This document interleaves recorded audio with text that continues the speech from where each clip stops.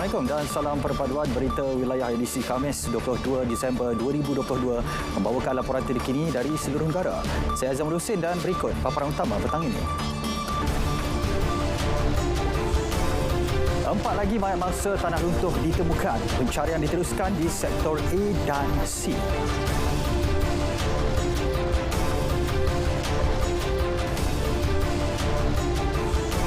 Gelombang kedua banjir, ATM diminta mobilisasi truk esok ke Terengganu.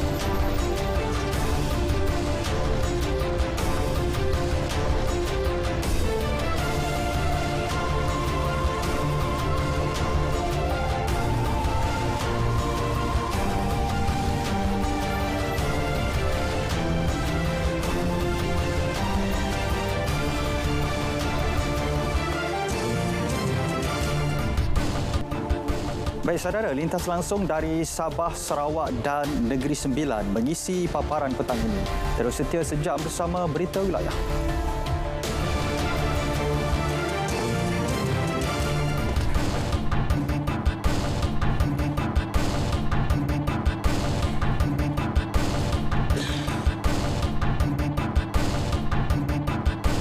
Baik saudara, genap seminggu tragedi tanah runtuh di Batangkali, Selangor. 4 lagi mayat mangsa ditemukan pagi tadi menjadikan angka korban insiden menyayat hati itu kini 30 orang. Mayat mangsa tiba pada pukul 12.50 tengah hari di Jabatan Forensik Hospital Sungai Buloh bagi tujuan pengecaman dan bedah siasat. Operasi mencari kini tertumpu di sektor A dan C dan perkembangannya terus bersama Rufina Imros di lokasi. Rufina, silakan.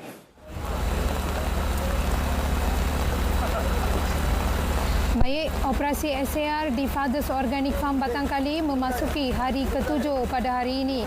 Setakat jam ini bermula pukul 2 petang tadi, tiada mangsa baharu yang dikesan. Terdahulu, 4 mayat ditemui sekitar pukul 10.39 pagi melibatkan seorang kanak-kanak lelaki, seorang kanak-kanak perempuan, seorang lelaki dewasa dan seorang wanita. Menurut pihak polis, keempat mayat mangsa berkenaan ditemui dalam satu kemah di sektor C, Riverside pada kedalaman 7 meter. Ia menjadikan angka korban dalam tragedi tanah runtuh di Batangkali meningkat kepada 30. Manakala operasi mengesan 3 lagi mangsa yang masih hilang diteruskan. Namun disebabkan cuaca hujan yang tidak menentu menjadikan operasi SAR sukar dijalankan secara berterusan. Terdahulu operasi pencarian ditangguh sementara dan kembali diteruskan sekitar pukul 4 petang tadi setelah cuaca kembali cerah. Namun seperti anda lihat, keadaan kembali hujan dan difahamkan operasi akan ditangguh sementara. Setakat ini, seramai 94 mangsa terbabit dalam insiden tanah runtuh di Batangkali dengan 61 dilaporkan selamat manakala 30 disahkan terkorban dan 3 masih hilang. Baik, setakat itu saja maklumat yang dapat saya kongsikan langsung dari Batangkali. Untuk perkembangan terkini proses pengecaman dan bedah siasat terus bersama Tina di Hospital Sungai Buloh. Silakan Tina.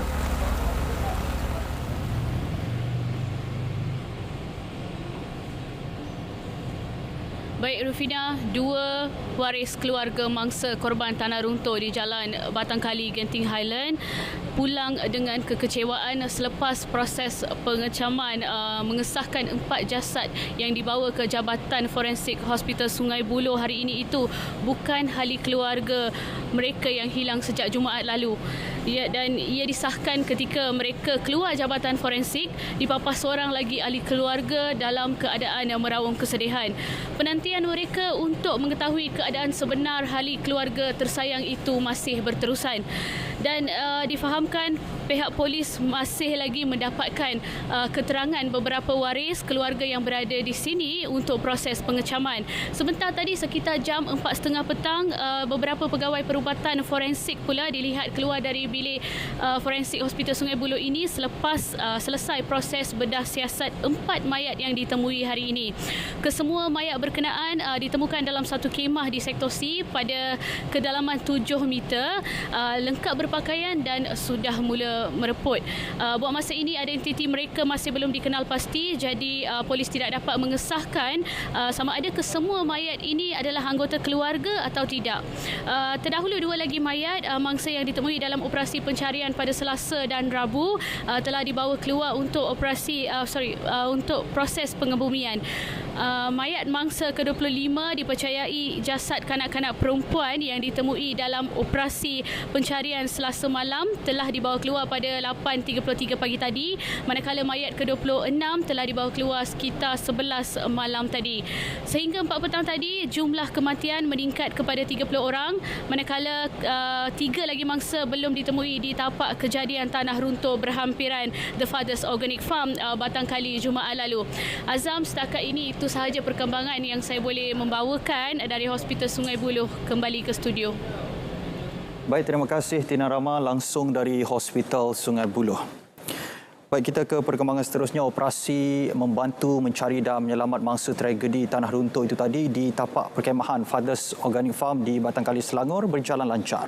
Menurut Panglima 4 Division, Major General Datuk Yaakob Samirin, antara aset tentera darat yang diatur gerakan adalah 2 buah ekskavator jenis PC-210 LC-10M milik pasukan 91 Regimen Askar Jurutera Diraja dan seekor anjing pengesan.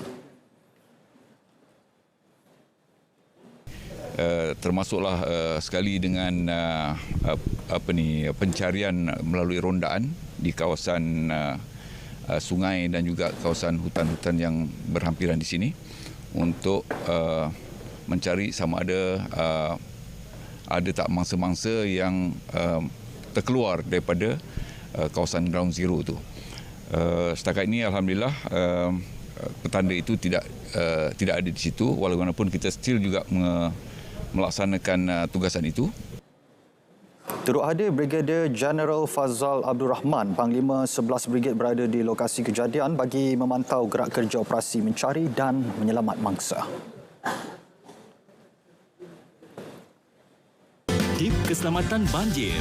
Dengar maklumat terkini banjir dari media. Bersedia untuk pindah dengan beg keselamatan.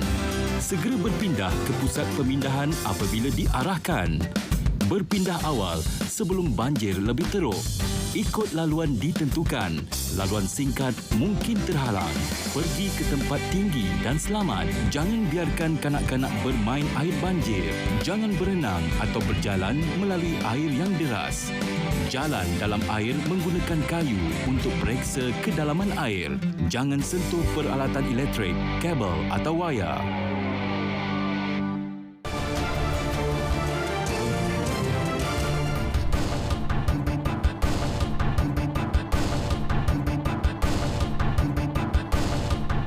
Bertemu kembali. Penduduk terjejas banjir di 5 negeri berkurang berbanding tengah hari tadi. Setakat pukul 4 petang, 58,054 individu daripada lebih 16,000 keluarga sedang berlindung di 316 pusat pemindahan sementara. Dan berikut perinciannya.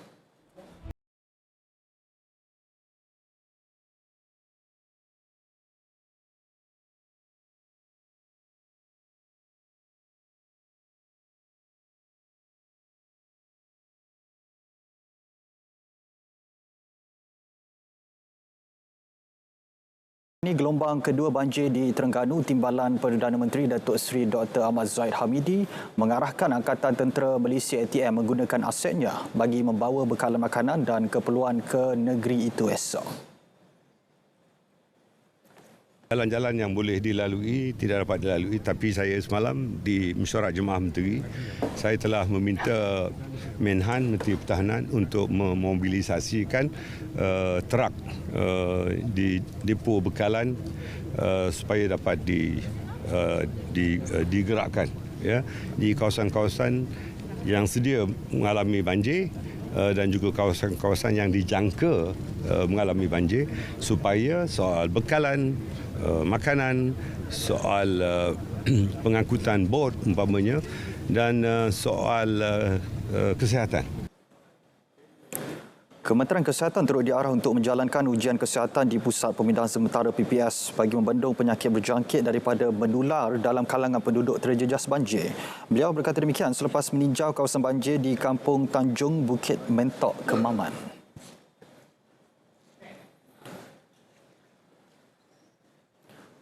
Baik, Timbalan Perdana Menteri Datuk Seri Dr. Ahmad Zahid Hamidi tiba di Kelantan kira-kira pukul 2.30 petang tadi bagi meninjau keadaan banjir dan melawat penduduk terjejas di negeri itu.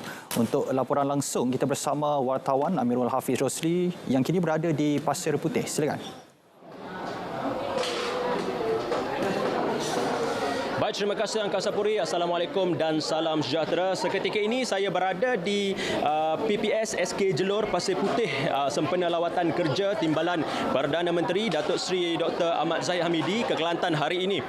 Untuk pengetahuan anda, di PPS ini menempatkan 548 orang daripada 133 keluarga.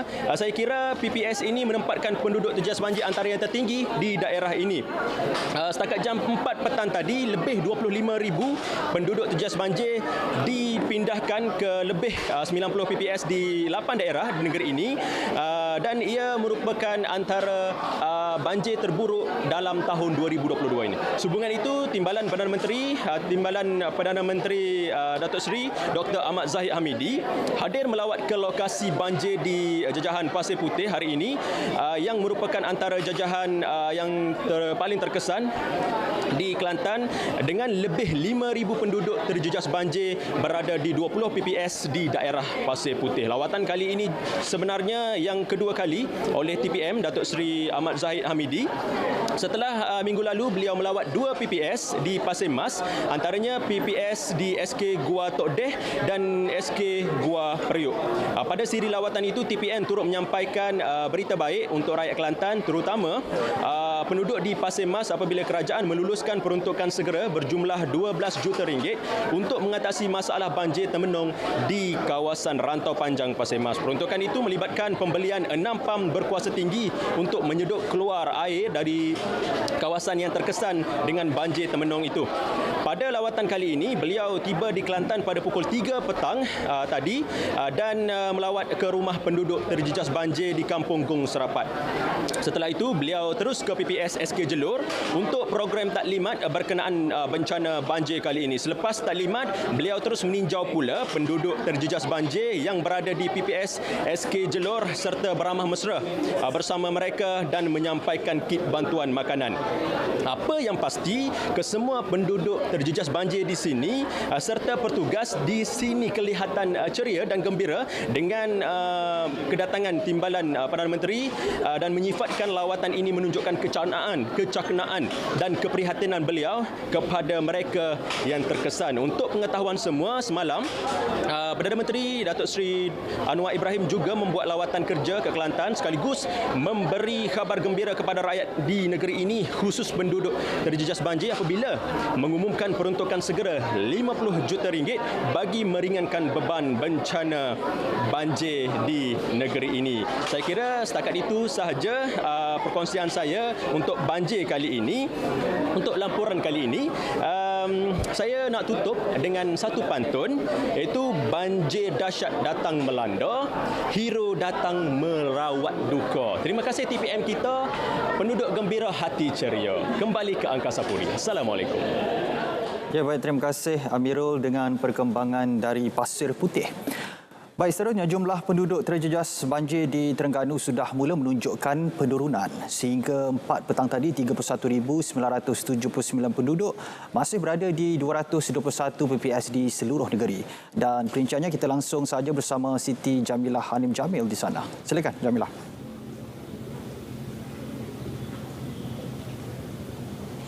Ya, Azam, meskipun berlaku penurunan penduduk terjejas banjir di beberapa daerah di negeri ini, antaranya di Setiu dan juga Besut, namun di Kuala Terengganu sebenarnya jumlah ada menunjukkan sedikit peningkatan, iaitu ketika ini 2,582 penduduk terjejas banjir masih lagi berada di 13 PPS di seluruh daerah ini. Dan untuk mengetahui perinciannya, saya bawakan khas Pegawai Daerah Kuala Terengganu, Tuan Ahmad Faris Abdul Razak. Jadi Tuan, terima kasih. Tuan, boleh ceritakan situasi terkini banjir di daerah Kuala Terengganu ini, Tuan? Ya, untuk pengetahuan situasi yang terkini di Kuala Terengganu, keadaan bertahan dengan cuaca yang nampaknya kembali hujan dan berangin. Sebagaimana dimaklumkan, jumlah mangsa masih lagi 2,800 dengan keluarga sebanyak 253 keluarga. Dan kita sejak 19 hari bulan baru ni kita telah membuka sebanyak 14 pusat penempatan sementara lah untuk masa-masa banjir di seluruh daerah Kuala Terengganu. Jadi kita berharap keadaan kita akan dapat mengawal keadaan, dan alhamdulillah sehingga hari ini semua agensi di bawah Jawatankuasa Bencana Daerah telah memberikan kerjasama yang amat baik dan menghulurkan bantuan segera dengan secepat mungkin untuk membantu masa-masa yang terlibat di daerah Kuala Terengganu. Tuan, bagaimana pula dengan bantuan daripada Kerajaan Pusat dan Kerajaan Negeri untuk jas banjir di daerah Kuala Terengganu ni, Tuan? Ya. Untuk di Kuala Terengganu kita tiada masalah dengan peruntukan ataupun bantuan daripada kerajaan pusat yang telah disalurkan melalui NAKMA agensi dan juga APM, anggota Angkatan Pertahanan Awam Malaysia, dan manakala melalui kerajaan negeri juga saluran telah dibuat melalui pejabat-pejabat daerah dan juga pusat khidmat masyarakat di bawah Yang Berhormat Adun masing-masing lah. Jadi alhamdulillah semua pihak memberikan komitmen yang sangat baiklah. Alhamdulillah. Tuan, bagaimana Tuan mengatur gerakan kaki tangan di pejabat Tuan sendiri? Berapa ramai sebenarnya yang bertugas untuk pemantauan banjir ni, Tuan? Ya. Untuk pejabat daerah sendiri kita hampir 70 hingga 100 staf yang terlibat berdasarkan situasi semasa lah, dan keperluan kita sentiasa bersiap sedia lah dari semasa ke semasa, dan yang terbaru kita sentiasa mengikuti ramalan dan juga laporan daripada agensi-agensi yang berkuasa berkaitan dengan keadaan cuaca dan juga air pasang besar yang jangka akan berlaku pada malam ni di Negeri Terengganu sebanyak 44 lokasi. Manakala Kuala Terengganu sendiri ada 8 lokasi yang telah dikenal pasti akan berlaku air pasang besar. Kita sentiasa bersedia dalam sebarang kemungkinan dan keadaan untuk menghadapi ini, insya-Allah. Okey Tuan, terima kasih Tuan. Okey, itu tadi antara informasi yang dapat dikongsikan oleh pegawai daerah Kuala Terengganu mengenai situasi terkini banjir di Terengganu, dan pastinya perkembangan penuh akan saya bawakan sekali lagi dalam berita perdana malam ini. Azam, kelima anda silakan. Baik, terima kasih Jamilah dengan perkembangan dari Kuala Terengganu. Baik saudara, sejak 2019, Jabatan Penerangan melaksanakan aktiviti Info on Wheels IOW menggunakan unit hebahan bergerak dalam menyampaikan maklumat mengenai dasar-dasar kerajaan terus ke telinga orang ramai. Pada kali ini, Jabatan Penerangan Negeri Pahang terus mendekati masyarakat melalui IOW dalam usaha memberi kesedaran berhubung monsun timur laut dan juga cuaca terkini. Untuk laporan lanjut bersama wartawan Ayu Norehan Saleh di Kuantan. Ayu, silakan. Baik, terima kasih. Saya kini berada di Kampung Sungai Isap, Kuantan, Pahang, yang mana ketika ini berlangsungnya program Info on Wheels anjuran Jabatan Penerangan Negeri Pahang. Baik, seketika bersama saya ketika ini ialah Pengarah Jabatan Penerangan Negeri Pahang, Tuan Haji Sabarudin Yop Hamzah atau dikenali sebagai Cik Din. Apa khabar Cik Din? Baik, alhamdulillah. Baik, Cik Din, peranan Info on Wheels kepada masyarakat itu sendiri, mungkin Cik Din boleh jelaskan kepada penonton di RTM. Okay, terima kasih. Sebenarnya Info on Wheels ini merupakan salah satu aktiviti yang Jabatan Penerangan buat semasa ketika aman ataupun ketika bencana. Dan pada hari ini kita lihat bahawa kita tengah menghadapi satu keadaan kita menghadapi monsun timur laut, mana kita jangka banjir akan melanda kawasan ini. Sebab itulah Penerangan mengambil satu inisiatif dan tugas kami ialah memberitahu kepada masyarakat supaya mereka bersiap sedia dengan segala keperluan yang ada, dan kita beri penerangan kepada mereka mengenai Info on Wheels, di mana unit bergerak ini akan masuk ke kawasan-kawasan yang terlibat, juga kawasan-kawasan yang berpotensi untuk terlibat banjir, untuk beri maklumat kepada masyarakat supaya mereka bersedia untuk menghadapi banjir yang bakal menjalan tiba. Apatah lagi kalau kita lihat pada hari ini pun cuaca pun agak mendung, dan kita jangka ini antara tugas utama kita, memastikan supaya masyarakat faham, tahu apa nak buat dan apa yang perlu mereka lakukan apabila kita menghadapi saat-saat seperti ini, supaya mereka tahu lebih awal sebagai amaran awal kepada mereka. Okay, baik. Pada tahun lepas saya ingat lagi kita ada Info on Wheels, kaedah dia tazkirah. untuk memberikan gambaran kepada kepada masyarakat bahawa bahayanya virus coronavirus. Tapi pada kali ini ialah monsun timur laut yang mana memberi penerangan kepada masyarakat mengenai banjir. Mungkin Cik Din boleh jelaskan perkara ini. Ya, pada kali ini kita menubuhkan kepada info untuk memberitahu pada masyarakat supaya persiapan-persiapan yang mereka perlu buat. Jangan panik nak menghubungi siapa jika berlaku banjir dan apa yang mereka perlu buat dan tidak perlu buat, cuba dielakkan dan sebagainya, supaya kita nak tahu supaya masyarakat ini menjadi masyarakat yang bermaklumat, bersedia menghadapi sebarang kemungkinan banjir akan berlaku. Sebab kita lihat perkara ini sangat-sangat perlu pada hari ini. Apatah lagi hari ini banyak kedengaran berita-berita palsu yang tidak benar sebagainya, dan inilah jabatan peranan dia untuk pastikan bahawa maklumat yang sampai pada masyarakat itu maklumat yang tepat, maklumat yang jelas, sumber yang sah, dan paling penting ialah kita menerobos ke semua kawasan yang mana kita melihat yang berisiko untuk jalan banjir. InsyaAllah itu tugas yang utama kita lakukan. Jadi saranan Jabatan Penerangan sendiri kepada masyarakat sekiranya berlaku banjir. Okey, pesanan kami kepada semua masyarakat, yang pertamanya jangan panik. Yang keduanya kita kena tahu, biasanya kalau kita berada kecemasan, telefonlah 999 sebagai contohnya, pusat panggilan kecemasan, dan bertindaklah mengikut arahan yang diberikan oleh pihak berkuasa di semasa ke semasa, dan jangan bertindak sendirian. Ya, kalau keluar pada rumah itu contohnya pastikan semua elektrik itu dipadamkan, tidak ada berlakunya perkara-perkara yang boleh mengundang kepada bencana pada mereka.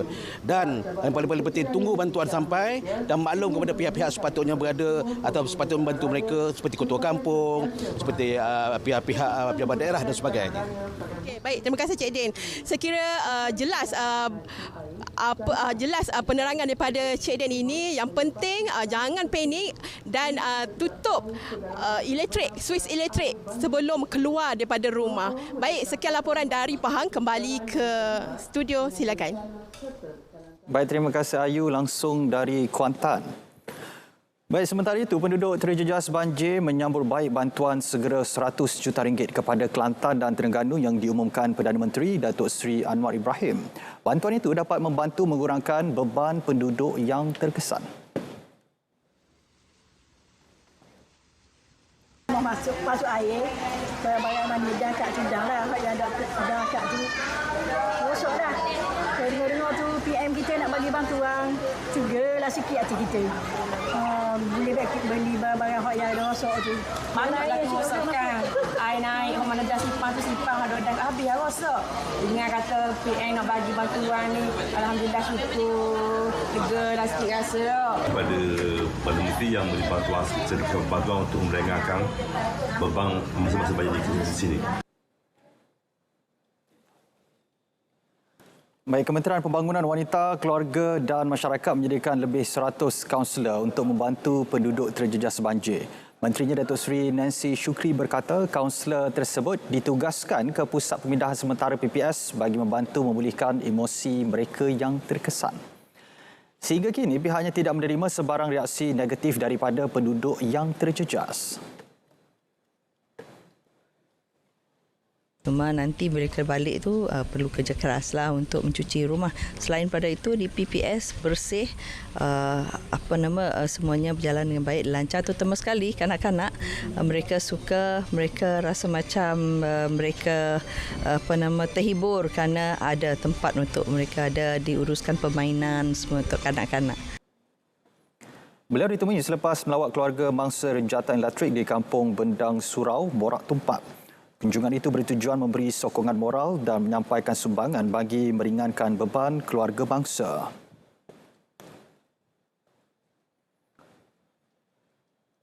Baik, seterusnya bagi mengikuti perkembangan cuaca semasa, kita bersama Pegawai Met Malaysia, Nur Shazlinda Hanif. Assalamualaikum dan salam sejahtera. Kembali bersama Jabatan Meteorologi Malaysia untuk laporan cuaca pada petang ini.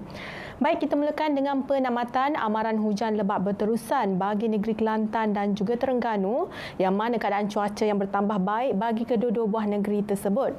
Namun demikian, bagi amaran peringkat waspada dan buruk di negeri Pahang dan juga Johor masih lagi dikekalkan, terutamanya peringkat buruk di sekitar Rompin dan juga Pekan negeri Pahang dan juga Kota Tinggi dan Mersing bagi negeri Johor. Bagi negeri Sarawak pula, amaran hujan lebat berterusan masih lagi dikekalkan, iaitu melibatkan kawasan di sekitar barat negeri Sarawak, termasuk di sekitar Miri dan juga Limbang. Manakala bagi negeri Sabah pula melibatkan kawasan di sekitar perairan pantai barat negeri Sabah, bahagian utara dan juga Sandakan, juga termasuk di sekitar wilayah Persekutuan Labuan. Amaran ini di negeri Sabah dan Sarawak ini bermula daripada hari esok sehingga 26 Disember 2022. Baik, seterusnya Map Malaysia juga telah mengemas kini amaran angin kencang dan juga laut bergelora bagi kategori pertama, kedua dan juga ketiga, melibatkan kawasan perairan yang telah ditandakan dengan warna kuning, jingga dan juga merah. Ini melibatkan kawasan-kawasan yang telah ditandakan bagi peringkat pertama, kedua dan juga ketiga. Amaran ini berkuat kuasa sehingga 27 Disember 2022 dan harus diingatkan kepada orang ramai bahawa keadaan ini amat berbahaya bagi kesemua aktiviti laut, terutamanya bot-bot kecil, feri dan juga aktiviti menangkap ikan. Baik, seterusnya kita lihat pula keadaan cuaca pada petang ini. Dilihat keadaan hujan masih lagi sedang berlaku di hampir keseluruhan Semenanjung Malaysia dan di sebelah pantai timur Semenanjung Malaysia, keadaan hujan ini kita jangkakan berlaku sepanjang hari, manakala keadaan hujan di sebelah negeri-negeri di pantai barat, terutamanya di bahagian pedalaman negeri Perak, negeri Selangor termasuk wilayah Persekutuan Kuala Lumpur dan juga Putrajaya, Negeri Sembilan, Melaka dan juga Johor Barat. Keadaan hujan di negeri-negeri pantai barat ini kita jangkakan boleh berlarutan sehingga ke awal malam nanti. Beralih pula bagi negeri Sabah dan Sarawak pula, pada ketika ini kita lihat hujan masih lagi berlaku di 1-2 tempat di hampir keseluruhan negeri Sarawak, terutamanya melibatkan kawasan di sekitar Miri negeri Sarawak. Manakala bagi negeri Sabah pula dilihat keadaan hujan masih lagi tertumpu di bahagian pedalaman dan juga di bahagian utara negeri Sabah, juga turut di 1-2 tempat di sekitar Sandakan negeri Sabah, dan kita jangkakan untuk keadaan hujan ini boleh berlarutan dalam tempoh masa 2 hingga 3 jam sahaja lagi. Baiklah, sekian sahaja laporan cuaca daripada Met Malaysia buat masa kini. Sebelum kita berpisah, kita lihat dulu ramalan cuaca bagi bandar-bandar utama di seluruh Malaysia. Saya Linda Hanif. Assalamualaikum dan salam sejahtera.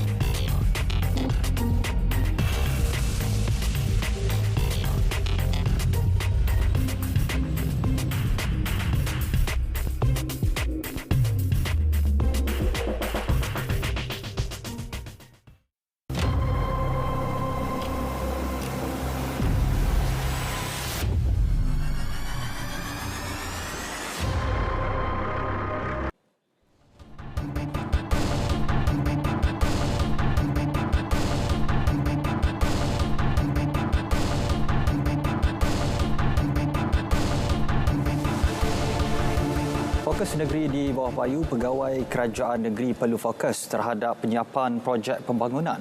Dan perinciannya langsung bersama Rita Halusius Malik di Kota Kinabalu. Rita, silakan. Ya, Azam, pegawai kerajaan negeri diminta memastikan segala projek pembangunan yang telah diluluskan agar dapat dilaksanakan sepenuhnya.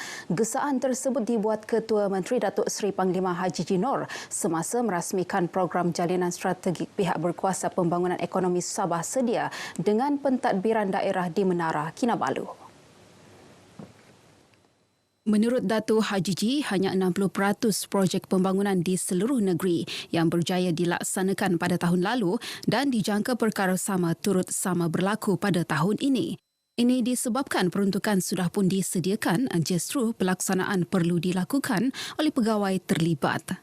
Projek-projek seumpama ini yang telah diluluskan boleh dilaksanakan dan laporan-laporan teknikal yang diperlu itu mesti disediakan supaya peruntukan dapat digunakan, kerana peruntukan ataupun projek itu adalah untuk rakyat dan sebagainya.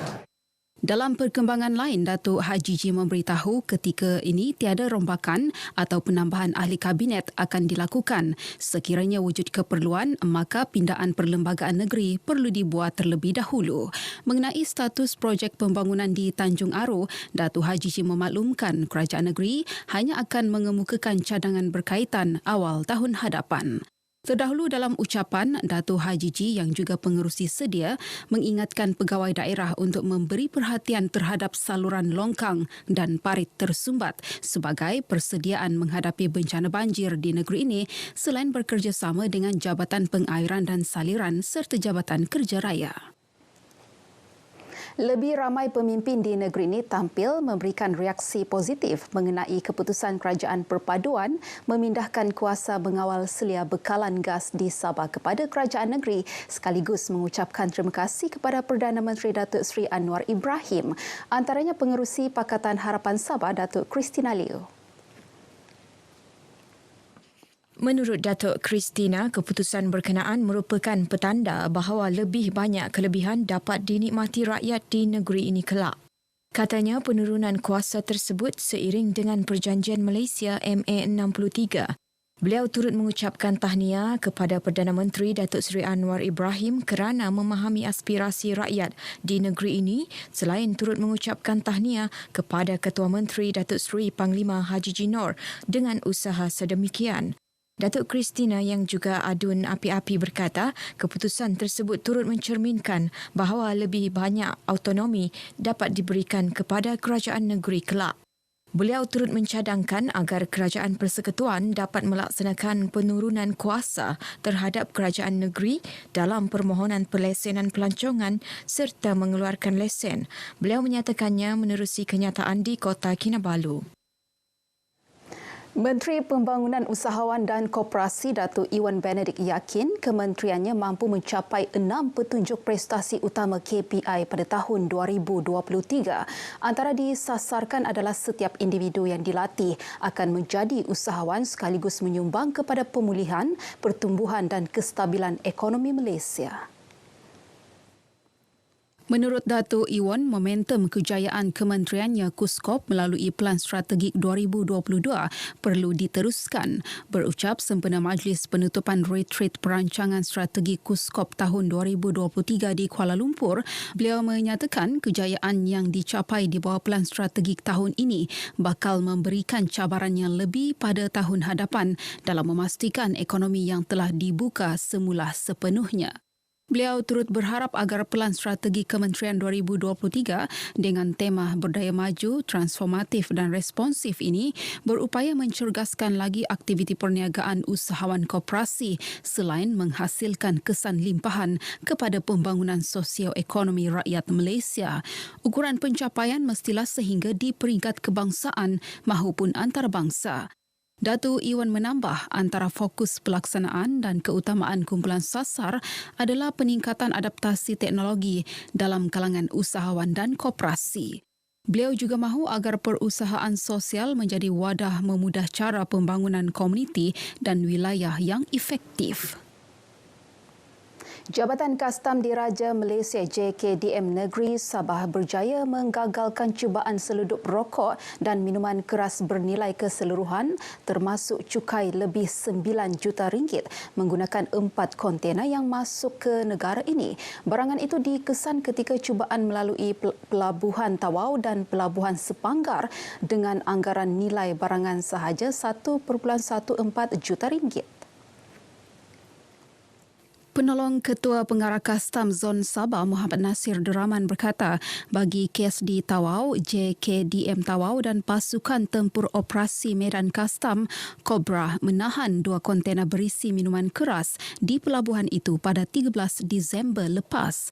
Pemeriksaan membawa penemuan minuman keras berjumlah lebih 36,000 liter bir dianggarkan termasuk cukai bernilai lebih RM786,000. Beliau berkata demikian menerusi sidang media di Ibu Negeri. Bagi kes di Pelabuhan Sepanggar pula, hasil penilaian risiko dan imbasan imej, JKDM Kota Kinabalu turut menahan 2 kontena berisi minuman keras dan rokok di pelabuhan berkenaan pada 14 Disember lepas. Pemeriksaan kontena pertama mendapati hampir 32,000 liter bia bernilai lebih RM571,000 termasuk cukai. Seterusnya, pemeriksaan kontena kedua pula menemukan lebih 10 juta batang rokok putih dianggarkan bernilai lebih 7 juta ringgit termasuk cukai. Modus operandi bagi kedua kes ini adalah membuat pengikaran palsu dengan mengikrarkan dagangan import sebagai barangan lain bagi tujuan penyeludupan dan sekaligus mengaburi mata pihak berkuasa. Dan kesalahan kes sedang disiasat di bawah Seksyen 135 Subseksyen 1 Subseksyen A Akta Kastam 1967. JKDM turut menyeru orang ramai menyalurkan maklumat berkaitan sebarang kegiatan penyeludupan dengan menghubungi talian bebas tol 1800 88 8855 atau hubungi pejabat kastam berhampiran. Sekian perkembangan dari Sabah petang ini. Teruskan mengikuti RTM untuk lebih banyak berita sahih dan tepat. Kembali bersama Azam Hussain di Angkasa Puri. Baik, terima kasih Rita dengan laporan-laporan dari Sabah.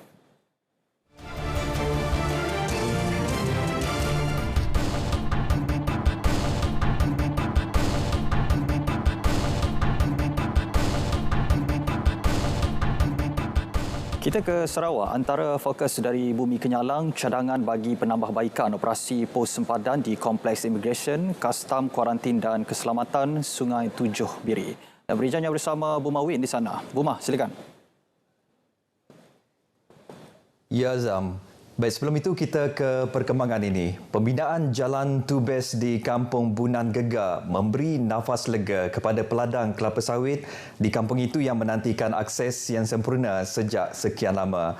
Menurut Timbalan Menteri Pemodenan Pertanian dan Pembangunan Wilayah Martin Ben, jalan sejauh 1 km itu yang kini dalam pembinaan dijangka siap pada April tahun depan. Pembinaan yang menelan kos keseluruhan RM500,000 itu dijangka memberi manfaat kepada lebih 50 peladang kelapa sawit. Ialah kita harap dengan adanya projek jalan pertanian ni, hasil-hasil pertanian boleh dikeluarkan dengan lebih efisien lah, lebih efisien, mengurangkan kos petani-petani kita. Bercakap kepada RTM di Kampung Bunan Gegar, kerajaan katanya akan terus berusaha meningkatkan kemampuan fizikal dan fasiliti di kawasan-kawasan luar bandar seperti itu. Beliau sebelum itu turut menyaksikan jualan murah bersempena Christmas di Dewan Kampung berkenaan. Dalam jualan murah itu, beliau menjangkakan lebih 4,000 penduduk kampung tidak melepaskan peluang untuk membeli barangan dapur bagi menyambut Hari Natal pada Ahad ini. Beliau dalam program itu turut menyumbang RM15,000 sebagai subsidi bantuan kepada pembelian penduduk. Beberapa cadangan penambahbaikan akan dibuat bagi pengoperasian pos sempadan di Kompleks Imigresen, Kastam, Kuarantin dan Keselamatan ICQS Sungai Tujuh Miri. Menteri Pengangkutan Datuk Seri Lee Kim Shin memaklumkan demikian susulan aduan orang awam yang terpaksa menunggu giliran lebih kurang 2 jam untuk melepasi pos sempadan berkenaan.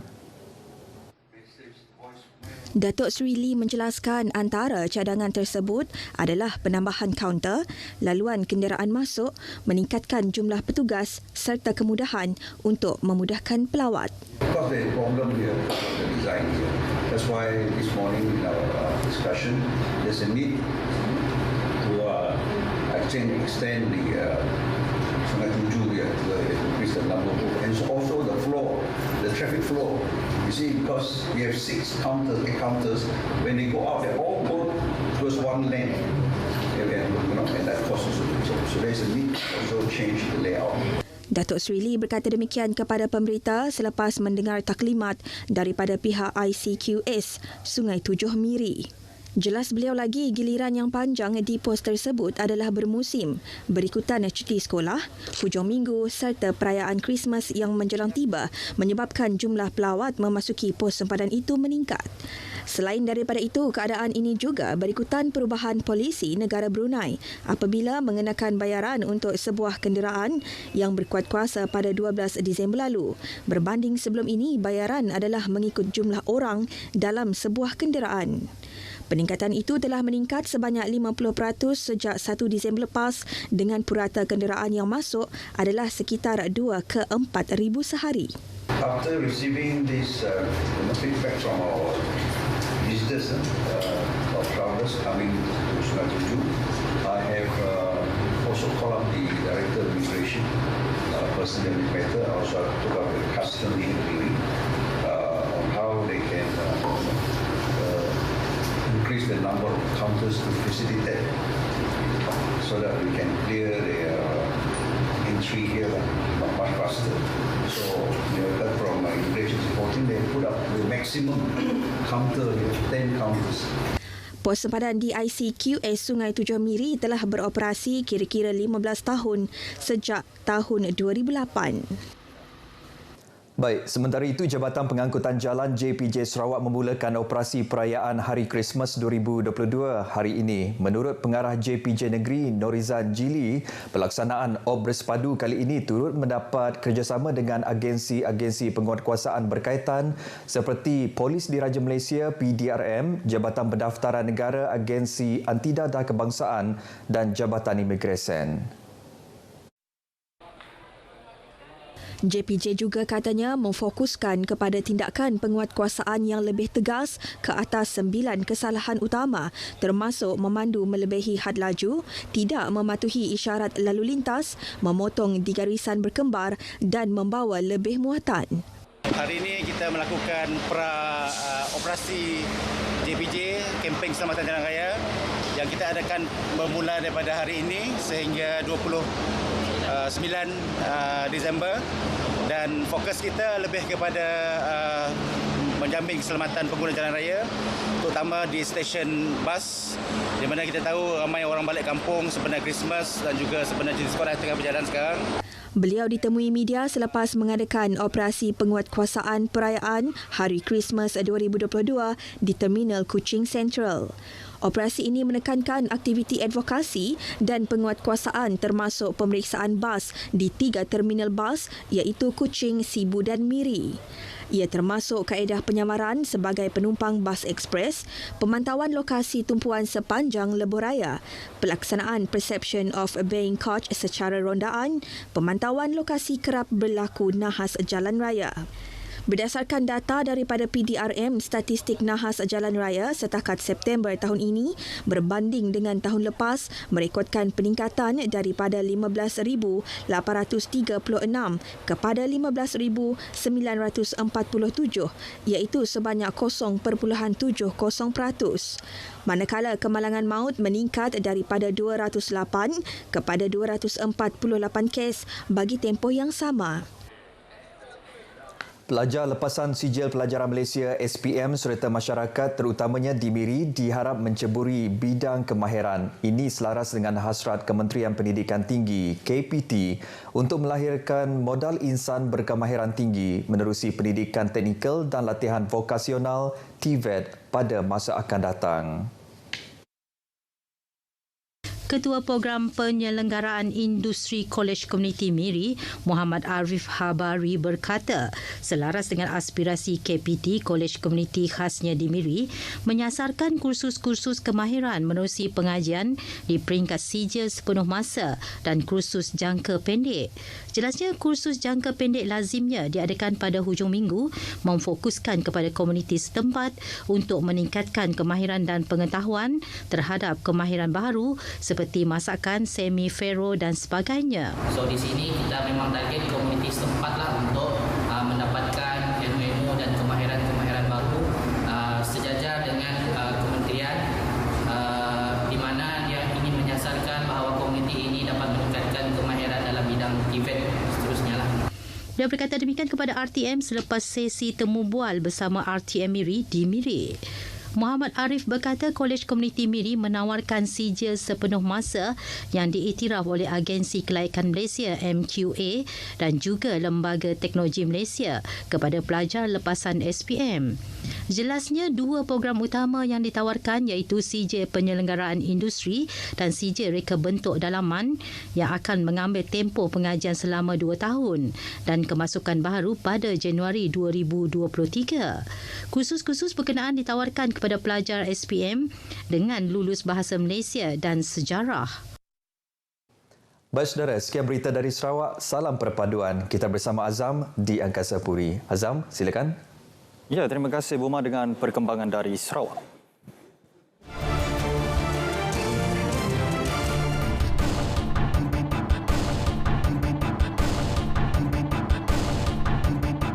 Baik, tumpuan dari Negeri Sembilan, Kerajaan Negeri akan melihat keperluan untuk menyediakan prosedur operasi standard SOP buat penganjur kawasan rekreasi Iko Pelancongan. Perinciannya bersama Amir Ashraf Rusdan. Amir, silakan. Kerajaan Negeri Sembilan akan melihat keperluan untuk menyediakan garis panduan atau SOP untuk penganjur kawasan rekreasi Iko Pelancongan di negeri ini bagi memastikan ia selamat buat para pengunjung. Menurut Menteri Besar Datuk Seri Aminuddin Harun, kerajaan negeri sedang membuat perbincangan agar SOP yang lebih jelas dan selamat dapat dipraktikan. Tambahnya, tren aktiviti perkemahan yang semakin popular juga menjadikan kawasan rekreasi Iko Pelancongan, terutama tapak perkemahan di Port Dickson, mendapat sambutan termasuk kawasan tepi sungai, air terjun serta berbukit. Kalau kita lihat di Port Dickson tu, kalau hujung minggu, malam minggu tu, kawasan-kawasan pantai itu penuh dengan perkemahan. Jadi begitu juga di kawasan-kawasan tanah tinggi, kawasan-kawasan tepi sungai. Jadi kawasan-kawasan ini harus ada perundangan ataupun SOP supaya perkara-perkara yang berlaku di Batang Kali itu tidak berulang di mana-mana negeri dalam negara kita. Ini yang kita harapkan. Beliau berkata demikian dalam sidang media di Seremban. Dalam pada itu, semua lokasi rekreasi yang berisiko tanah runtuh atau kejadian kepala air di Negeri Sembilan telah ditutup buat sementara waktu bagi mengelak kejadian tidak diingini dengan mengambil kira keadaan cuaca ketika ini. Jumlah sisa pepejal yang dihantar ke pusat pelupusan sampah kini semakin berkurangan. Menurut Esko Kesejahteraan Bandar Perumahan Kerajaan Tempatan dan Kampung Baru Negeri, Teo Kok Siong, ia susulan kesedaran masyarakat yang semakin meningkat dalam mengamalkan kitar semula. Perkara itu merupakan petanda positif untuk mengurangkan sisa pepejal di pusat pelupusan dengan cara mengitar semula bahan buangan. Saya difahamkan oleh SW Corp, data saya tidak mempunyai data lah. Memang adanya tanda-tanda menunjukkan bahawa sampah yang dihantar ke landfill dia memang berkurangan. Jadi dia bermaksud sampah dia sepatutnya dia lebih bertambah, tapi dengan adanya amalan kita semula ataupun recycle, memang adanya pengurangan dari segi bilangan ataupun berat sampah yang kita hantar ke landfill.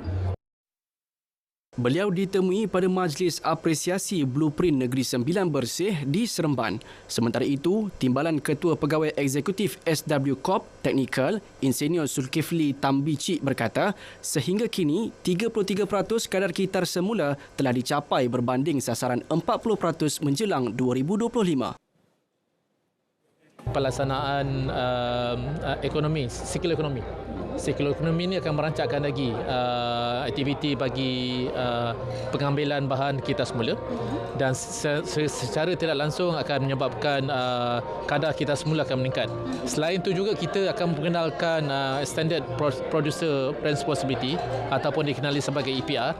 Ya, EPR inilah satu kaedah di mana kita akan memastikan bahawa pihak penjana sisa, iaitu pihak industri, kilang dan sebagainya, bila dia keluarkan sisa, maka sisa itu dapat dikembalikan semula tanpa dihantar ke tapak pelupusan.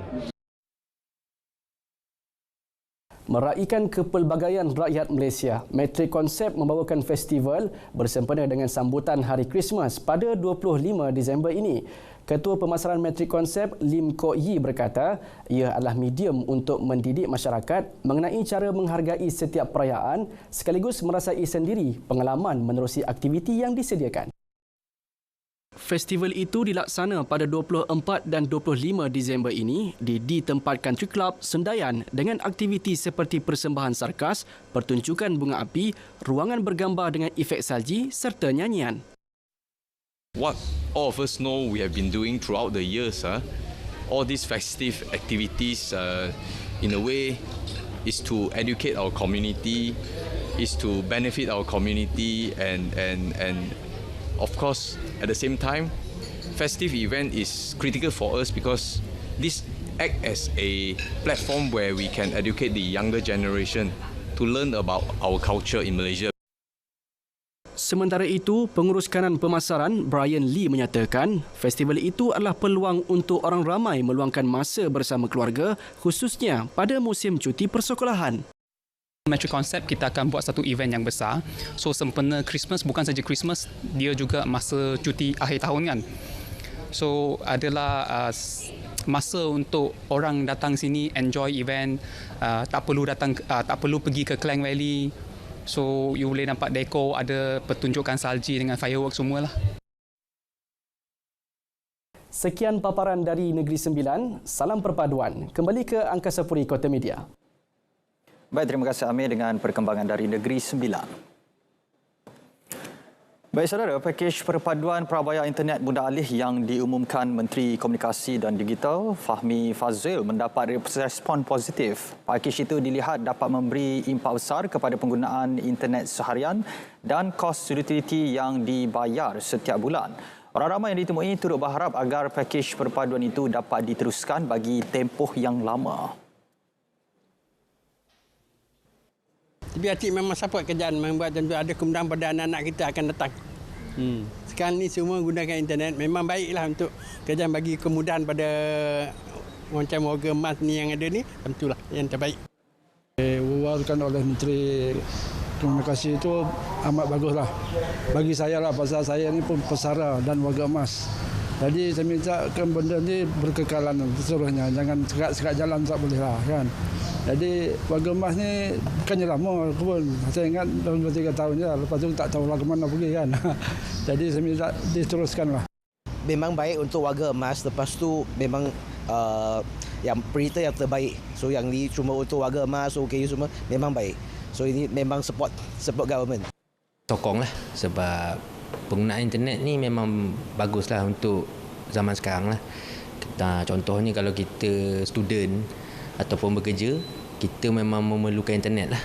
Sebab internet ni membolehkan kita nak hantar apa-apa kerja menggunakan email. Itu sajalah. Memang saya sokong lah apa yang kerajaan umumkan tu.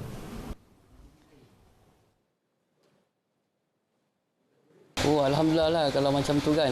Jadi dapatlah bantu rakyat yang miskin kan, yang kurang kemampuan.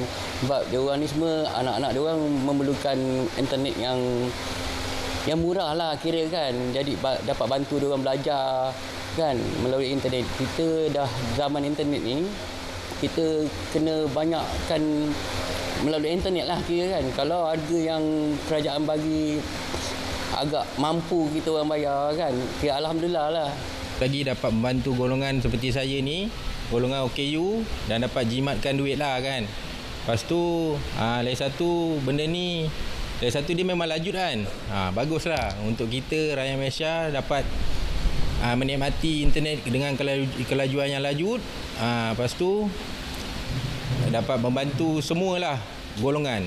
Baguslah, ini boleh jimat dengan kos sara hidup sekarang lagi tinggi kan. So bila dia tolong dengan cara tu, sebab memang setiap hari kita guna internet, so kita memang perlu benda tu. So bila dia bagi lagi murah, membantu dia juga lagi-lagi golongan macam kita ni. Lepas tu macam dulu internet slow, kos tinggi. Sekarang internet laju, dapat kos apa RM5. Dengan kemudahan itu kita patut rasa bersyukur.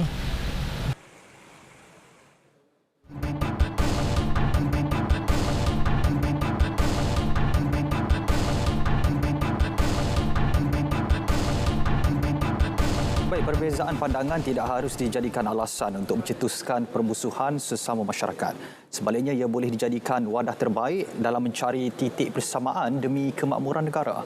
Rata-rata penduduk di Perak bersetuju penyebaran berita palsu membawa kepada perpecahan masyarakat serta membawa kemudaratan kepada negara.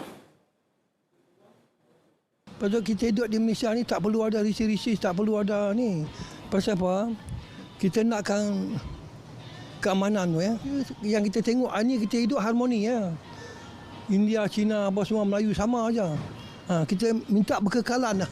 Ikutlah apa yang titah baginda kata tu, kita ikut. Yang terbaik tu. Patut benda ni tak timbul dah ya. Pasal kita dah merdeka dah 60 tahun dah ya. Jadi generasi yang muda ni patut dia kena fikir apa yang patut dia kena buat ya. Benda yang tak elok ni janganlah hang sebar bagi bola rasa kata, bagi rakyat ni kata jadi tumbang ambing kata. Kita hidup nak aman damai ya. Kalau kita menyebarkan maklumat yang palsu, dia akan menyebabkan perpecahan. Dan tanpa kesahihan berita itu sendiri, saya rasa dia akan menjadi satu platform yang akan bagi orang marahlah terhadap berita tersebut. Jadi kita perlulah mengetahui berita itu sahih atau tidak, baru kita menyebarkan kepada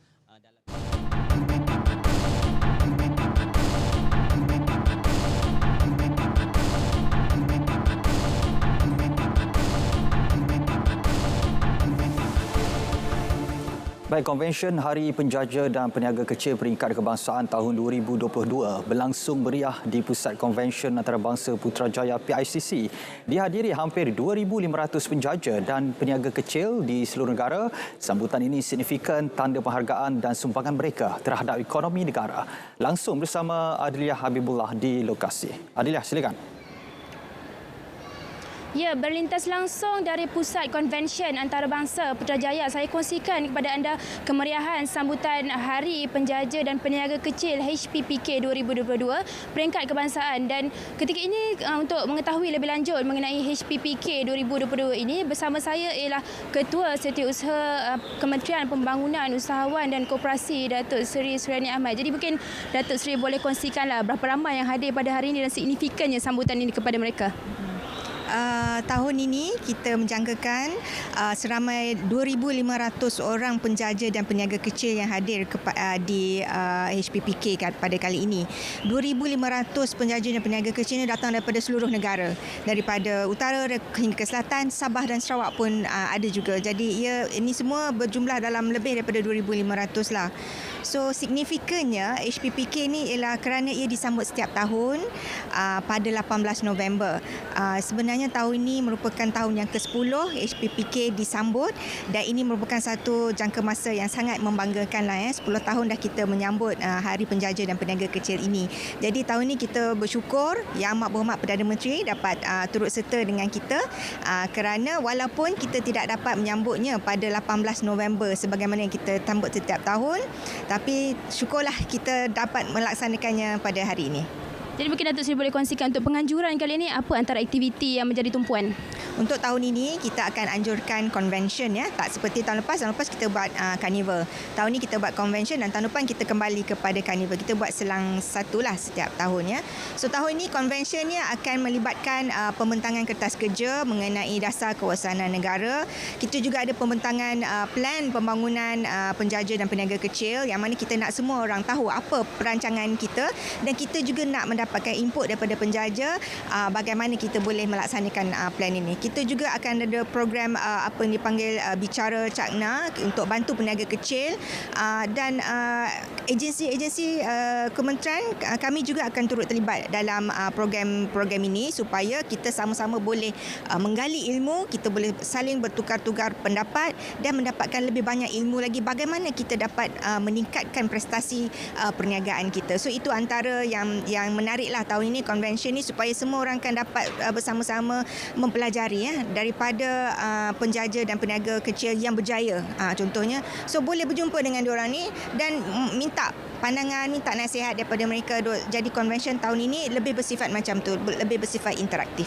Ya. Jadi saya difahamkan akan ada juga pemberian anugerah oleh Yang Amat Berhormat Perdana Menteri. Jadi mungkin Datuk Seri boleh kongsikanlah bagaimana anugerah tersebut akan menjadi satu yang signifikan bukan sahaja kepada penerima anugerah tetapi kepada penjaja dan pekerja peniaga yang hadir hari ini. Ya, Yang Amat Berhormat Perdana Menteri tahun ini akan menyampaikan anugerah kepada 16 orang penjaja dan peniaga kecil.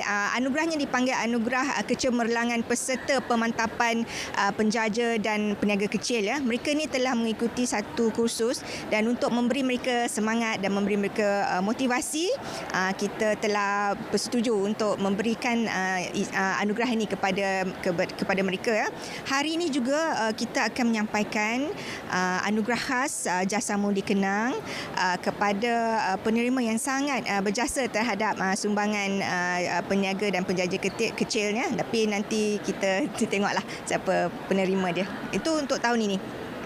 Baik, bagaimana anugerah tersebut akan memberi satu macam mungkin semangat kepada orang lain juga untuk sama-sama dapatkan anugerah tu? Ya, kita nak anugerah ini menjadi pembakar semangat supaya mereka berkeinginan lagi untuk menyertai kursus-kursus yang dianjurkan oleh KUSKOP supaya mereka mendapat lebih banyak ilmu. Jadi sekiranya mereka cemerlang apabila mereka mendapat kursus ini dan selepas mengikuti kursus ini dan mereka kembali meneruskan perniagaan mereka dan mendapati perniagaan mereka meningkat, jualan je meningkat. Jadi itu menunjukkan satu signifikan yang penting betapa kursus yang kami anjurkan ini memberi impak yang besar kepada mereka. Terima kasih Datuk Seri. Baik, istimewanya pada kali ini apabila Perdana Menteri Datuk Seri Anwar Ibrahim juga akan meluangkan masa bersama-sama untuk acara perasmian dan pemberian anugerah yang saya pastinya akan memberi impak positif kepada lebih 2,000 penjaja dan peniaga kecil yang hadir pada hari ini. Dan untuk itu saya kira setakat ini perkembangan lintas langsung yang saya dapat kongsikan dari Pusat Konvensyen Antarabangsa Putrajaya ini bersempena dengan Konvensyen Hari Penjaja dan Peniaga Kecil. Dan untuk itu kembali ke Angkasa Puri, silakan. Baik, terima kasih Adliah langsung dari PICC. Baik saudara, laporan itu tadi menutup berita wilayah 22 Disember. Dapatkan perkembangan sahih sepanjang masa melalui portalberita.rtm.gov.my. Yang sahih di RTM, Assalamualaikum, salam sejahtera dan salam perpaduan.